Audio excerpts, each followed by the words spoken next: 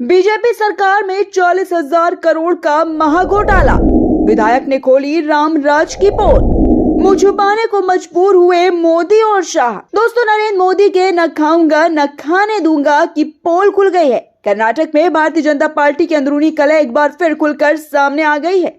यहाँ के fire brand Bhajpa नेता और विधायक बसनगौड़ा पाटिल यत्नाल ने अपनी ही पार्टी के एक वरिष्ठ नेता के खिलाफ मोर्चा खोल दिया है। यत्नाल ने पूर्व की बीएस येदियुरप्पा सरकार पर घोटाले के गंभीर आरोप लगाए हैं। उन्होंने चेतावनी देते हुए कहा है कि अगर उन्हें पार्टी से निकाला गया तो वे उन लोगों के नाम सामने लाएंगे जिन्होंने पैसा लूटा और कई संपत्तियां बना ली।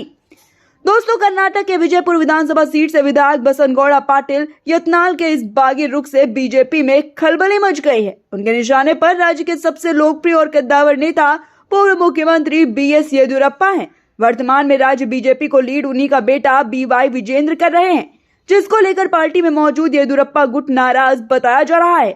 बीजेपी विधायक बसनगौड़ा पाटिल यत्नाल ने कोरोना महामारी के दौरान अपनी ही पार्टी की सरकार पर करप्शन करने का आरोप लगाया है। उन्होंने कहा है कि येदियुरप्पा सरकार के दौरान 40,000 करोड़ रुपए का गबन किया गया है।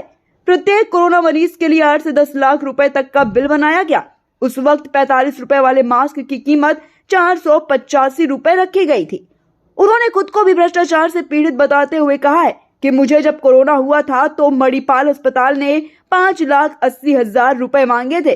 गरीब आदमी इतने पैसे आखिर कहां से लाएगा।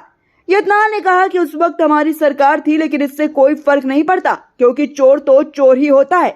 विजयपुर विधायक ने आगे कहा कि वो मुझे नोटिस दे और पार्टी से निकालने की कोशिश करे, मैं सभी को बेनकाब कर दूंगा। वहीं दोस्तों, कर्नाटक में हिजाब को लेकर चल रही सियासी बयानबाजी के बीच सत्तारूढ़ कांग्रेस को भ्रष्टाचार के मुद्दे पर विपक्षी भारतीय जनता पार्टी को घेरने का एक बार फिर बड़ा मौका मिल गया है। बीजेपी विधायक के आरोपों पर मुख्यमंत्री सिद्धारमैया की प्रतिक्रिया भी सामने आई। उन्होंने कहा कि इन आरोपों ने हमारे पहले के सबूतों को और पुख्ता कर दिया है। भाजपा सरकार 40% कमीशन वाली सरकार थी। अगर हम यत्नाल के आरोप पर विचार करें तो हमारे अनुमान से 10 गुना अधिक भ्रष्टाचार था। भाजपा के मंत्रियों का समूह जो हमारे आरोप पर हल्ला मचाते थे, अब कहां छुपे हुए हैं। दोस्तों, आपको बता दें कि इस साल मई में कर्नाटक में विधानसभा चुनाव संपन्न हुए थे। दक्षिण भारत का इकलौता राज्य था जहां भारतीय जनता पार्टी सत्ता में थी। उस चुनाव में कांग्रेस ने बीजेपी को जोरदार पटखनी दी थी। कांग्रेस ने चुनाव में तत्कालीन भाजपा सरकार के खिलाफ करप्शन को सबसे बड़ा मुद्दा बनाया था।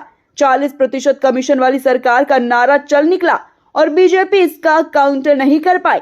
कांग्रेस ने कुछ इसी ढंग का प्रचार पड़ोसी तेलंगाना में भी किया, वहां भी उसे बड़ी सफलता हाथ लगी। वहीं दोस्तों, विधायक बसनगौड़ा पाटिल यत्नाल के आरोपों ने बीजेपी के अंदर भी सनसनी मचा दी है। साफ है कि पार्टी में अब भी येदियुरप्पा विरोधी खेमा सक्रिय है। बीजेपी ने पिछले दिनों पश्चिम बंगाल के बड़े नेता अनुपम हाजरा को पार्टी विरोधी बयानबाजी के कारण पद से हटा दिया था। भाजपा आलाकमान क्या ऐसा ही एक्शन बसनगौड़ा पाटिल के खिलाफ भी लेगा, इस पर सबकी नजरें रहेंगी।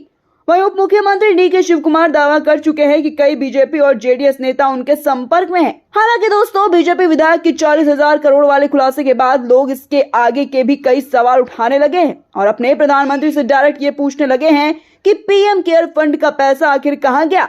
आयुष्मान कार्ड पर फर्जीवाड़े की रिपोर्ट जो अखबारों में छपी थी, उसका आखिर क्या हुआ। भारत का पैसा लेकर विदेश भागने वाले भगौड़े का आखिर क्या हुआ। काले धन का हिसाब किताब आखिर कहां है। लेकिन सौ बात की एक बात दोस्तों, अगर किसी राज्य का बीजेपी विधायक अपनी सरकार पर घोटाले का आरोप लगा रहा है तो इस देश के प्रधानमंत्री को, इस देश के राष्ट्रपति को, इस देश के सुप्रीम कोर्ट को इस पर संज्ञान जरूर लेना चाहिए। लेकिन अमृतकाल में बीजेपी की कोई भी लूट नहीं कहलाती। अमृतकाल में लूटने वाले और लूटने वाले सभी लाभार्थी हैं। फिलहाल दोस्तों, इस पूरी खबर पर आपका क्या कहना है, कमेंट बॉक्स में अपनी राय हमें जरूर दें। वीडियो को लाइक और शेयर करें और आपके अपने चैनल कबीर न्यूज को सब्सक्राइब करना बिल्कुल भी मत भूलिएगा। नमस्कार।